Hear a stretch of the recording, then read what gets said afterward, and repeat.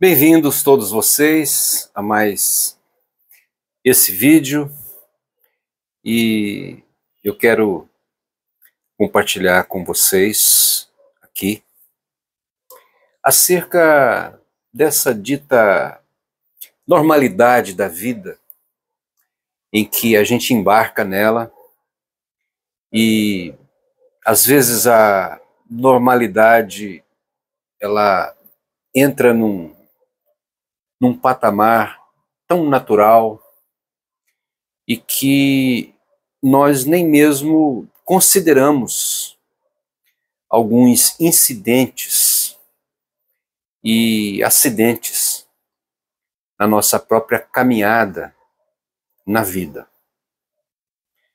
Quando eu me refiro a essa questão da normalidade, eu vou exatamente àquele momento em que nós, ainda que de forma inconsciente,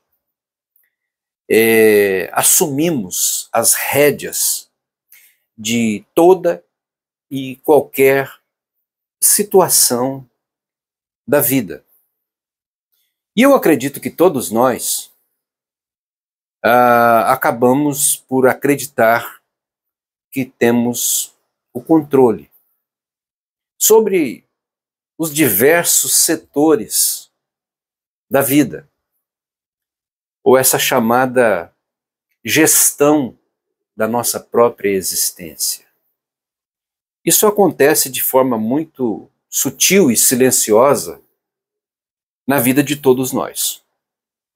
E assim nós vamos vivendo essa normalidade, entrando naquele processo escalonado do que representa a vida, onde até os 20 anos nós decidimos aí pelo curso que vamos fazer, ou então pela profissão que vamos exercer, nos qualificamos, e entre esses 20, 30 anos de idade, nós começamos aí a projetar, a sonhar aí a questão de uma família. A maioria de nós, nesse período, realiza todos esses sonhos, e a partir então do próprio casamento nós planejamos os filhos. Esses filhos vêm e depois nós assistimos esses filhos crescendo e estamos, portanto, engajados no trabalho, engajados no cuidado da família, engajados no trabalho,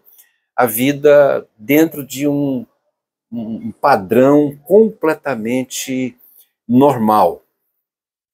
E como eu já afirmei agora há pouco, tudo parece que está sob controle. Mas nem sempre, para algumas pessoas, esse dito controle vai persistir durante toda a vida. Especialmente quando alguns de nós acabam enfrentando algumas surpresas. E a vida está aí estampada diante de todos nós, onde muitas vezes nós vemos acontecimentos que desestruturam por completo a vida das pessoas. Às vezes é uma questão de problemas do trabalho, onde a pessoa é demitida. Às vezes é uma questão de uma doença que aparece do nada. E isso a gente assiste na vida de amigos, a gente assiste também na vida de familiares e às vezes na nossa própria vida. Mas quando isso começa a trazer alguns indicativos de que nem tudo parece estar sob controle, então nós entramos assim num processo difícil. Parece que quando isso acontece, entramos num deserto, entramos numa batalha, e alguns dos conceitos sobre a vida, sobre a normalidade começam a nos abalar e nós então vamos lutando para poder segurar as pontas e para poder manter a nossa pose, a nossa posição. E muitas vezes a gente é capaz de superar esses momentos difíceis, né? Porque a vida acaba acontecendo nesse gráfico, nesse sobe e desce.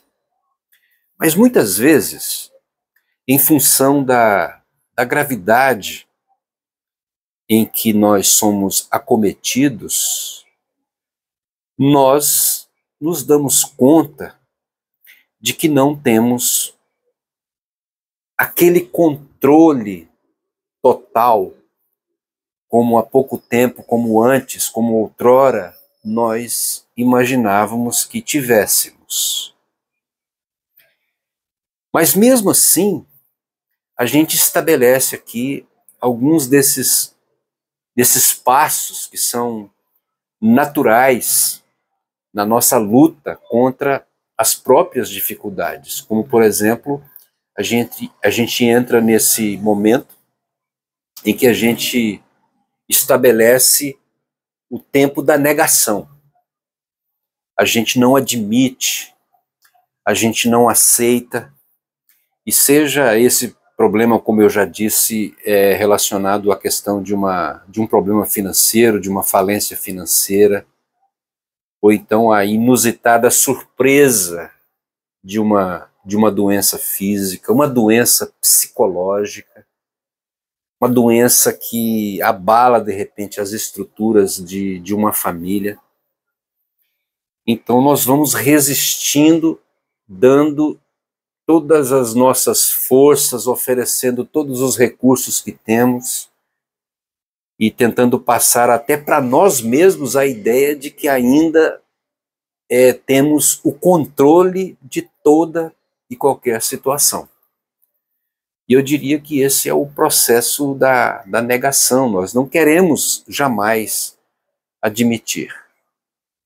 Mas às vezes, diante da constatação de que aquilo que se apresenta diante de nós é alguma coisa para além das nossas próprias capacidades, alguma coisa que transcende aos nossos próprios recursos, especialmente aqueles relacionados a doenças, a incapacidade financeira para poder superar essas situações, nós chegamos assim num certo limite em que não basta simplesmente agora nós negarmos.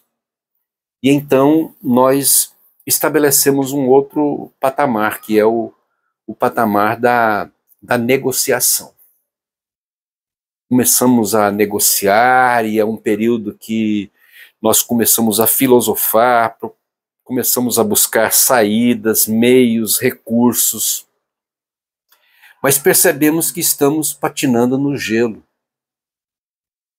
E que aquilo que imaginávamos ser uma coisa, um acontecimento simplesmente temporário, e que talvez pudesse ser passageiro, acaba se instalando como que de forma definitiva na nossa própria vida.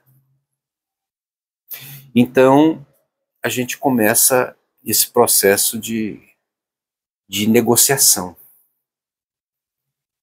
E o tempo vai passando, os recursos vão acabando, as forças vão se extinguindo, até que a gente estabelece um outro patamar, que é o patamar da admissão. E é o patamar que eu chamo de rendição. E agora? O que fazer? Agora eu já não tenho mais o controle para poder manter o meu sustento, agora eu não tenho mais o meu controle para poder manter a vida dentro dos patamares normais, agora eu não tenho mais como, às vezes, sustentar as pessoas que de mim dependem, e eu começo então a projetar algumas preocupações básicas em relação ao futuro, começo a me deparar com uma grande muralha na minha frente, um paredão onde eu pergunto, meu Deus, o que vai ser da minha vida?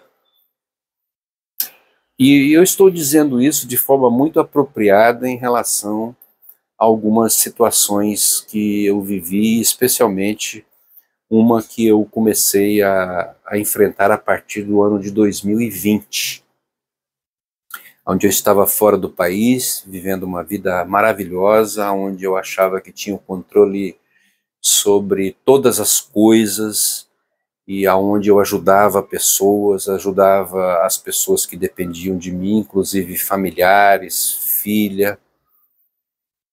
Mas de repente as forças foram se esgotando.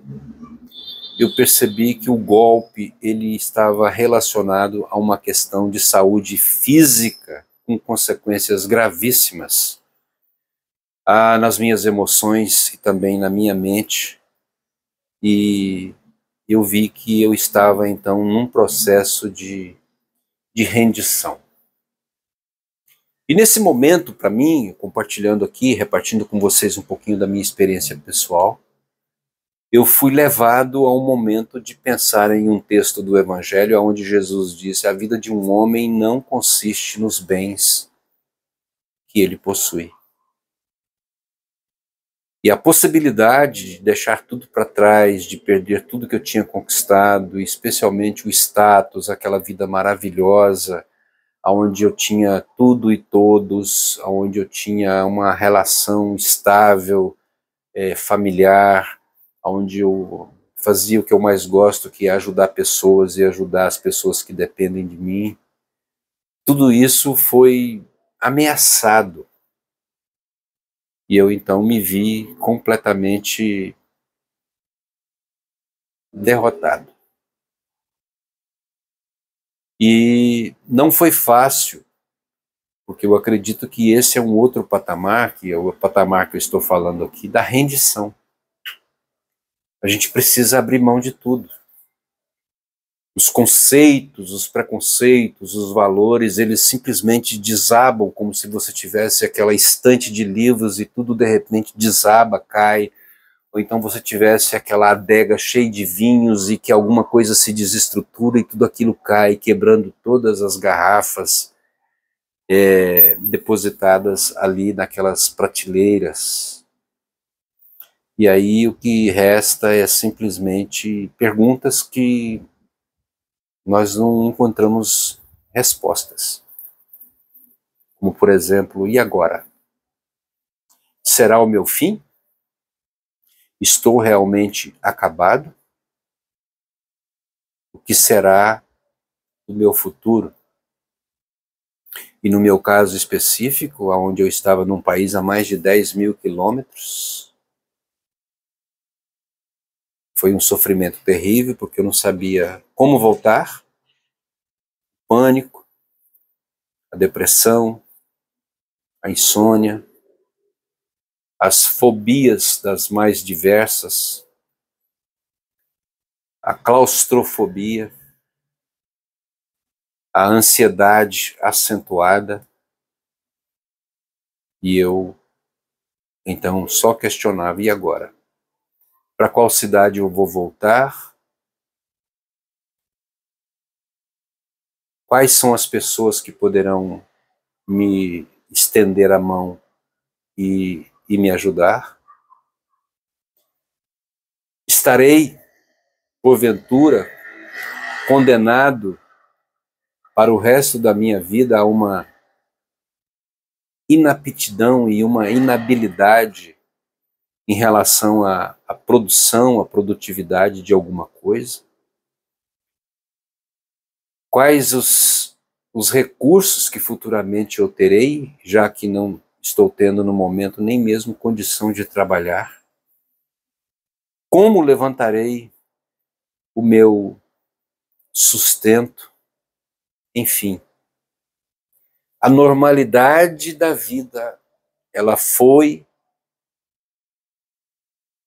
estabelecida, e tudo aquilo que era encarado como alegria, prazer, felicidade, tudo isso simplesmente derrete. Tudo isso simplesmente desaba. E o futuro, como que num túnel, só se afunilava, e é um momento em que a fé ela é ameaçada, eu não diria abalada, mas ela é testada. As relações humanas, elas trazem grandes percepções acerca de pessoas, preocupações idiotas, como o que as pessoas vão pensar, mas é necessário a rendição. É você entender que alguma coisa aconteceu contigo em que você não tem culpa, você não é responsável. E eu me lembro que no meu caso específico eu caminhava um dia me lembro dessa cena, caminhava pela grama do fundo do quintal de um apartamento que eu morava, num térreo, e eu dizia, eu estou sendo muito perfeccionista, eu estou trazendo um peso muito grande sobre mim, eu preciso ser pelo menos um pouquinho irresponsável. Admitir que eu não tenho o controle sobre todas as coisas, até porque eu não tenho capacidade nenhuma de controlar mais nada. Agora eu fui atingido no centro, no alvo, daquilo que representava as minhas forças, o meu potencial, a minha energia, a, a, a minha vontade de vencer, os sonhos que agora simplesmente se desabam também em relação a tudo isso. E o que será o futuro? Mas diante de algumas situações, a gente precisa se render.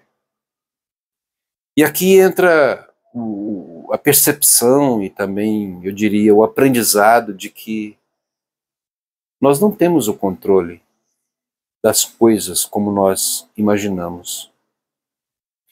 Quando está dentro desse patamar, desse padrão de normalidade, nós achamos que determinadas tragédias acontecem apenas com os outros, com os filhos dos outros, com os pais dos outros, com os avós dos outros. Mas na medida em que nós somos, por um processo seletivo, escolhidos para que essa tragédia nos visite e faça morada em nós, então nós temos que nos render. E então, depois desse rendimento, nós precisamos aceitar. E esse foi o momento que eu disse, agora eu sou essa pessoa inabilitada, eu preciso, em primeiro lugar, manter-me vivo, eu preciso ter a humildade de contar com aqueles que têm compaixão de mim, eu preciso anular toda e qualquer perspectiva relacionada aos meus próprios sonhos, às minhas próprias ambições, preciso me silenciar e preciso ter forças para poder me manter e, quiçá, achar uma saída. E foi um período horrível, porque voltei para o Rio de Janeiro, logo de cara enfrentei um calor de 42 graus, e fui ali em meio às malas, numa carona, enfrentando a linha vermelha, vendo todo aquele cenário, todo pichado, aqueles carros horríveis. E ali tentei buscar um tratamento, e cada lugar que eu ia, em busca de uma restauração mental nos meios públicos. Aquilo parecia mais um lixo. E assim eu resisti por 3 meses. Depois, o único amparo que eu tinha foi minha tia querida, minha tia Irene, em Blumenau. E lá eu fui a trancos e barrancos e me instalei na casa dela, e com muito carinho e amor, eu simplesmente tive o ano de 2023 completamente anulado. Não dormia. De dia eu ficava sonolento. Do desespero, a ansiedade, sem diagnóstico. Mas eu admiti que talvez ali seria a inauguração de um novo tempo, de uma nova época. Até que me apareceu um resgatador, um amigo, irmão amigo, a sua esposa. Eles disseram: nós temos que trazer você para cá, para a nossa cidade, para te ajudar. E foi difícil para mim, porque eu passei a vida inteira ajudando pessoas e até hoje eu ainda tenho a dificuldade de ser ajudado.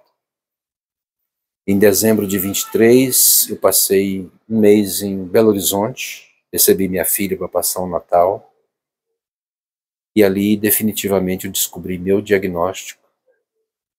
E a partir de janeiro, depois do dia 10 de janeiro do ano passado, 2024, eu comecei a viver de novo.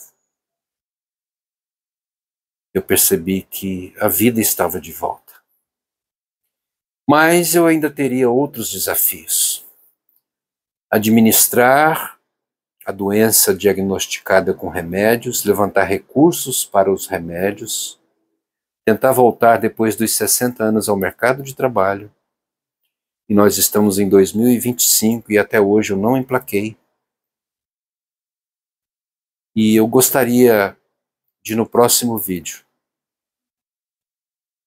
mostrar para vocês como que os movimentos de Deus, através da vida de pessoas, fazem diferença na nossa própria vida.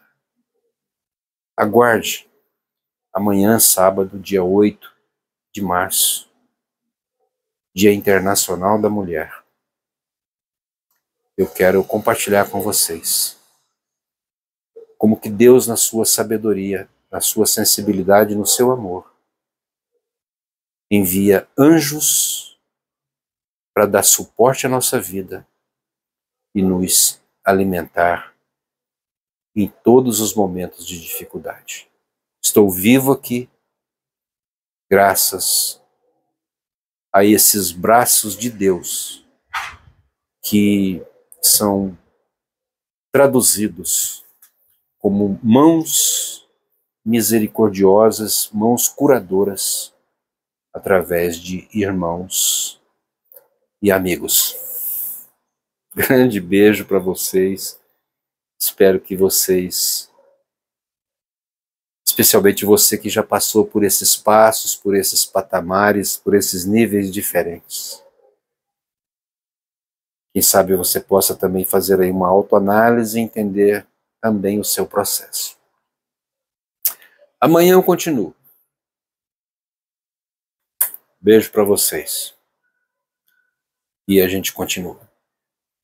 Deus abençoe a todos nós. Amém.